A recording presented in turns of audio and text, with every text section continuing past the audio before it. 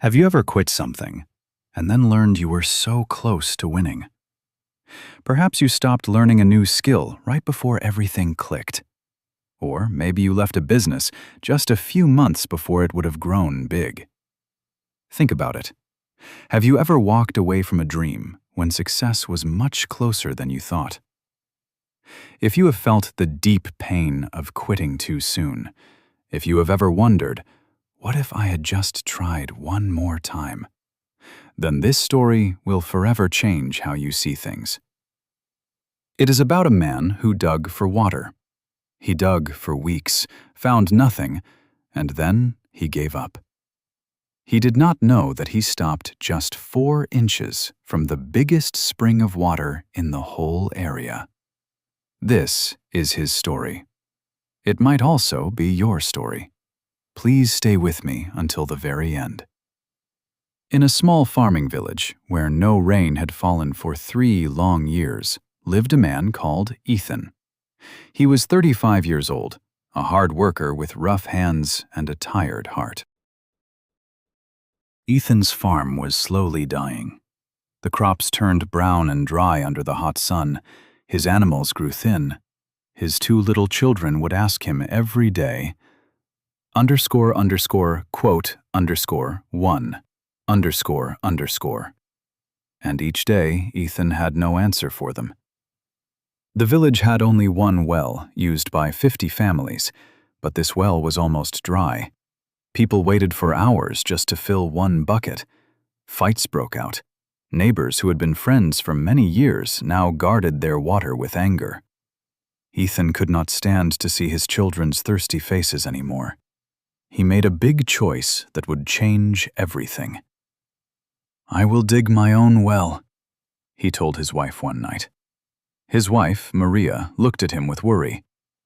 "Ethan," she said, "others have tried. They dug for weeks and found nothing. The ground here is too hard. The water is too far down. Maybe we should just move to the city." But Ethan shook his head. "I cannot teach my children to give up. I have to try."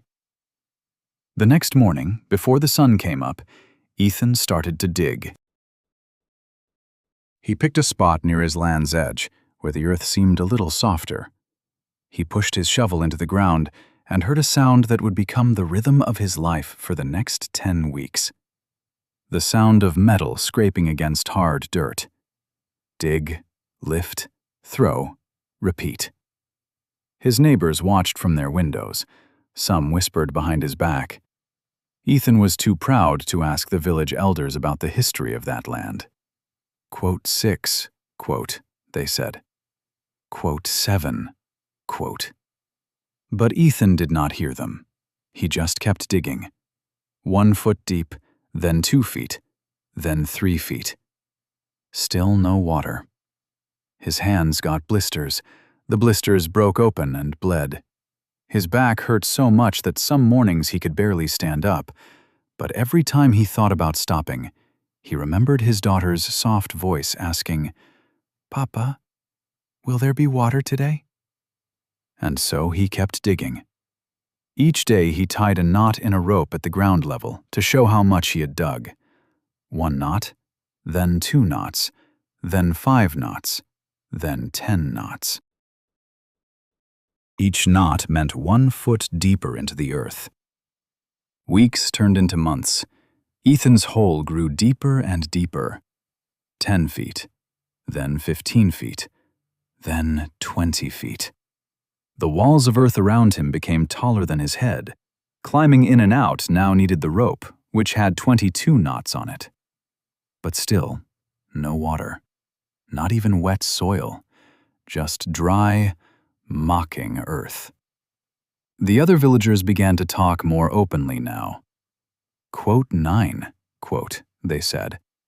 "10, Even his own brother came to visit and said, "11, Ethan's children stopped asking about the well. They had learned not to hope. Late one night, Ethan sat at the edge of his hole, his legs hanging into the darkness below. His body was a map of being very tired. Every muscle screamed, every joint ached. His hands were so damaged they shook when he tried to hold a cup. He whispered to himself, "What if they are right? What if I am just a fool digging a hole that leads nowhere?" The next morning, Ethan climbed down into the hole for what he had decided would be the last time. "One more day," he told himself. "Just one more day. If I find nothing today, I will fill it in and admit I failed." He lifted his shovel. The sun was already very hot above him, even though it was barely morning. Sweat ran into his eyes. His whole body fought against every move. 3 hours of digging. Nothing. 6 hours. Still nothing. By noon, Ethan's shovel hit something harder than usual. Not a rock, just very packed, tough earth. He tried to push the shovel through it. It barely went in. He tried again, and again, and again. On the 4th strike, the shovel handle broke. Ethan stood there, looking at the broken tool in his bleeding hands. The handle had split right in the middle, making it useless now. At that moment, something deep inside him also broke. He threw the heavy, broken shovel against the dirt wall and screamed into the hollow earth. ___, quote, _15___. His voice came back to him like an echo making fun of him. There was only silence, then his rough breath, and a bird's far-off cry above him. Ethan sat in the dirt and hid his face in his hands. Tears rolled down his dusty cheeks. "I'm finished," he whispered. "I can't do this anymore." He looked up at the small circle of blue sky high above. Freedom. The top. The end of this bad dream. All he had to do was climb out and never come back. Just as Ethan was about to climb, he heard footsteps above him. Then the sound of tools being put down. "Are you giving up now?" a voice asked. Ethan looked up. An old man stood at the edge of the hole. The sunlight made him a dark shape. He wore old, dusty clothes, like someone who travels for work. On his back was a bag for digging wells. "Who are you?" Ethan called out. "My name is Ralph. I dig wells for a living," the old man answered. "I was walking through your village when I heard about the crazy farmer still digging for water. I thought I'd see if you were still working." He looked down into the dark hole.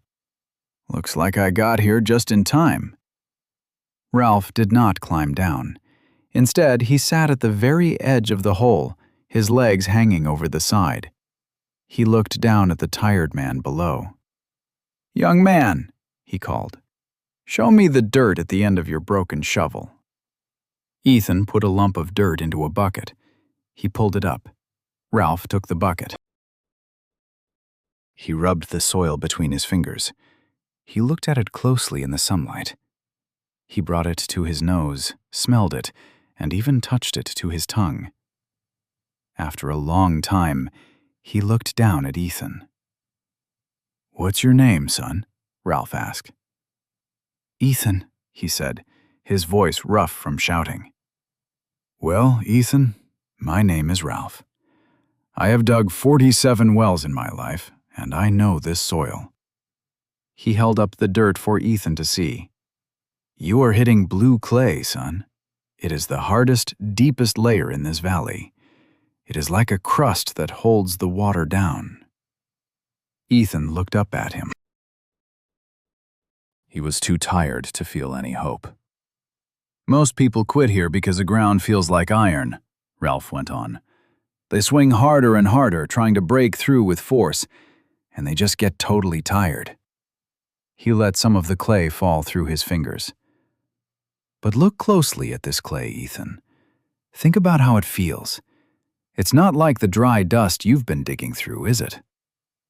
Ethan shook his head weakly. The clay is starting to feel cold. Colder than the sun-heated earth above you. It's not wet yet, but it is heavy, full of moisture. It has been holding water for years. That weight? That is water trying to push through. Ralph leaned forward, his old face serious. Do you know what that means?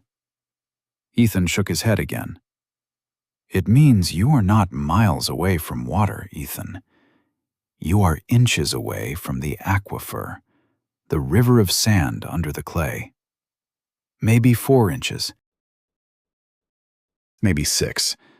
You are hitting the hardest 4 inches of clay in the entire well. You were trying to break it with brute force when your body had nothing left. Ralph took a strong, unbroken shovel from his pack. He lowered it down on a rope. I cannot promise you there is water below this spot. I am not a fortune teller. But I can promise you this. If you quit now, you will never know. And not knowing will stay with you for the rest of your life. He looked right into Ethan's eyes. Ethan caught the shovel as it came down. It was heavier than his broken one. It had a strong oak handle, old but strong. Ralph said. He paused. Ethan looked at the wall of hard blue clay, then at the shovel, then at the old man's old, wise face above. Something woke up inside him. Not hope. He was too tired for hope. But something else. Maybe curiosity, or stubbornness, or just the simple thought, 1 more hour.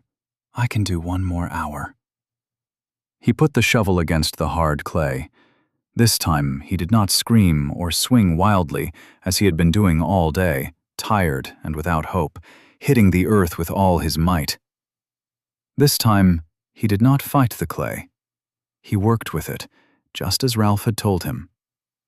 He made a small opening in the middle. He let the shovel do the work, slow and steady. 10 minutes went by, then 20, then 30. The tough mud never gave up, but Ethan kept his moves small and sure. Each push of the shovel took away just a bit more. 40 minutes passed, then 50 minutes, and then a sound changed. The shovel hitting mud turned into a wet splash against something new. It was wet stones. Ethan's heart beat fast. He pulled the shovel up, and this time the blade was covered in shiny gray mud. Not dry dirt, but real mud. He hit again, making the small hole wider with care. More wet stones. More mud. But the water did not burst out. It did not gush. Instead, a tiny pool began to form at the bottom of the hole. It did not rush. It seeped slowly. Water began to gather. Ethan stood very still, watching as the mud settled. A clear, cold patch of water began to grow. It went up little by little. Ralph said softly from above. Ethan was surprised. Ralph said, That night was the longest of Ethan's life. He hardly slept. Every hour he wondered, was the water still there? Had it gone away? Did I just imagine it? The next morning, before the sun came up, Ethan went back to his well. His hands shook as he came near the edge. He looked down into the hole. All night the underground water had been feeding the well. Water moved up through layers of sand and stone, filling the space he had made. The hole was not empty anymore. 6 feet of pure, clean water sat at the bottom. It was crystal clear, reflecting the morning sky like a mirror. Ethan lowered a bucket on the rope he had marked with 22 knots. When he pulled it up, the water was so cold it made his teeth hurt. So clean he could see straight to the bottom of the bucket. He poured it back down. Within minutes, the water level went back up to almost where it was. The underground water was strong, always there, always ready. Ethan fell to his knees at the well's edge. He counted the knots on his rope, 22 feet from the top to the blue clay. He had marked how far he went every single day, 22 deep feet of digging over 10 weeks. And he had been ready to quit with only 4 inches of hard blue clay left. 4 inches, the size of his hand. He had stopped just 1 careful hour away from a lifetime of water. Within a few hours, the whole village came to Ethan's well. The water was so plentiful that it made a small stream flow across his land. Women filled their buckets. Children splashed and played for the first time in ages. Old men cried. The village elder looked at the well and said, "This is the best water source in the whole area. It will never run dry." Ralph stood at the edge of the crowd, watching with a small, happy smile. When Ethan saw him and tried to say thank you, the old man just nodded. He put his pack on his shoulder and walked away down the dusty road. He disappeared as strangely as he had shown up, going to find the next person who needed to learn they were closer than they thought. My friend Ethan's story is your story too. Right now, you might be standing in your own hole. Maybe you have been digging for many months or many years. Maybe your hands are hurt. Maybe everyone is telling you to give up. Maybe you are so tired you can barely lift the shovel one more time. And maybe, just maybe, you are 4 inches away from water. Here is what I need you to know. The moment you want to quit the most is often the moment just before you break through. Not always, but often enough that quitting should scare you more than keeping going. The cruelest thing about winning is this: it does not send someone to tell you are near. There is no sign that says ___, quote, _48, ___. No voice whispers __, quote, _49, ___. The hardest layer, the layer that makes most people stop, is often the very last layer. So remember 3 things. First, hard resistance is not a stop sign. It is often a sign you are breaking through to something real. Blue clay is not a wall. It is a door. The cold, heavy feeling means water is pushing from below, trying to break through. Second, everyone who wins has a time where they could have quit, but did not. You do not hear about those times because they happened in private, in dark holes, with no one watching. But those times, those are the ones that showed who would win and who would fail. Third, you do not need to see the water to keep digging. You just need to decide that not knowing is worse than trying one more time. That the question, quote, _50, would trouble you more than any failure. Here is my challenge to you. Whatever you are ready to give up on, your business, that skill you want, that big dream, that person you care about, that goal you set, give it just 1 more hour of real focus. Not another month, not another year, just 1 more hour of careful, purposeful work. 1 more session of deep effort.